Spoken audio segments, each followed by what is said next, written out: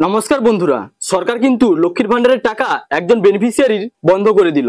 এই যে দেখুন, একজন কিন্তু 2021 সাল থেকে লক্ষ্মীর ভান্ডার স্কিমের টাকা পেয়ে আসছেন। প্রত্যেক মাসে মাসে যেমন ভাবে আপনিও পেয়ে আসছেন, ইনিও কিন্তু পেয়ে আসছিলেন। হঠাৎ করে স্ট্যাটাস চেক করে তিনি দেখলেন ইনার স্ট্যাটাসে লেখা আছে beneficiary payment will be stop, যার অর্থ আপনার পেমেন্ট বন্ধ হবে। আর সত্যি সত্যি পেমেন্ট বন্ধ হয়ে গেল।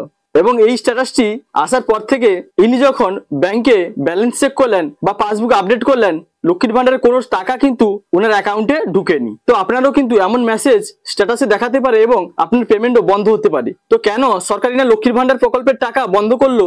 আপনার মতো ইনার কিন্তু সবকিছু ঠিকঠাক ছিল। যদি আপনার সঙ্গে এমন ঘটনা ঘটে তাহলে আপনি বা কি করবেন বা ইনি পরে কি করলেন তা জানতে হলে ভিডিওটি স্কিপ না করে সম্পূর্ণ ওয়াচ করুন। তো বন্ধুরা, এই বেনিফিশিয়ারি অর্থাৎ লক্ষ্মীর ভান্ডারের গ্রাহক আমার কাছে এসেছিলেন এই সমস্যাটি নিয়ে। প্রথমে আমি আপনাদের ওনার স্ট্যাটাস চেক করে লাইভ দেখাচ্ছি, দেখুন। তবে প্রথমে বলবো, আপনি যদি চ্যানেলটিতে নতুন হন তাহলে ইনফরমেটিভ ইনফরমেশন সবার আগে পাওয়ার জন্য চ্যানেলটি সাবস্ক্রাইব করে রাখুন। এবার আসি মেন টপিকে। তো বন্ধুরা, প্রথমে আমি লক্ষ্মীর ভান্ডারের সাইটে গিয়ে ইনার অ্যাপ্লিকেশন আইডি দিয়ে স্ট্যাটাসটি ওপেন করে নিলাম। এবার দেখুন ইনার সবকিছু কিন্তু ঠিকঠাক শো করছে, যেমন আপনার ক্ষেত্রে ও স্ট্যাটাসে শো করে। তো স্ট্যাটাসটি ওপেন করার পরে এই যে দেখুন এনার অ্যাপ্লিকেশন আইডি এখানে শো করছে। আর অ্যাপ্লিকেশন জমা দেওয়ার পরে যে সমস্ত ভেরিফিকেশনের স্টেপগুলি থাকে অ্যাপ্লিকেশন অ্যাপ্রুভ হওয়া পর্যন্ত সবকিছুই কিন্তু ইনার ঠিকঠাক ভাবে শো করছে, অর্থাৎ সবকিছুই ঠিক আছে। তাহলে ইনার সমস্যাটি কোথায় সেটা আপনাকে দেখাচ্ছি। দেখুন, এই যে নিচে দেখতে পাচ্ছেন পেমেন্ট স্ট্যাটাস, এখানে উনার নেম শো করছে, এখানে বেনিফিশিয়ারি আইডি শো করছে, আর এখানে অ্যাপ্লিকেশন আইডি শো করছে।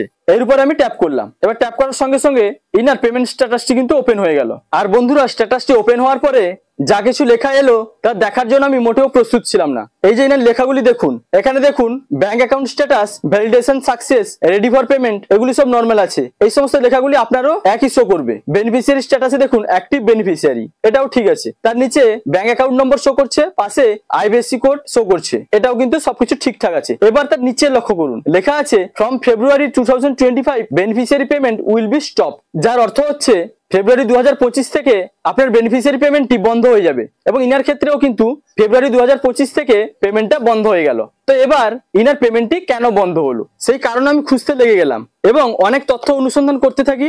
তারপর উনার আধার কার্ড নিয়ে যখন বয়সটা দেখি তখন আমার সমস্ত ডাউট ক্লিয়ার হয়ে যায়। আসলে ইনার বয়স ফেব্রুয়ারিতে কিন্তু 60 বছর বয়স সম্পূর্ণ হচ্ছে। আর 60+ এজ হয়ে যাওয়া মানে লক্ষ্মীর ভান্ডার স্কিমের টাকা পাওয়া কিন্তু বন্ধ হয়ে যাবে। আর আপনার নাম লক্ষ্মীর ভান্ডার প্রকল্প থেকে বার্ধক্য ভাতার লিস্টে ট্রান্সফার হয়ে যাবে। আর এই মধ্যবর্তী সময়ে আপনার কিছু করণীয় আছে। তো আপনাকে কি কি করতে হবে সেটা আমি আলোচনা করব, তাই ভিডিওটি শেষ পর্যন্ত দেখতে থাকুন।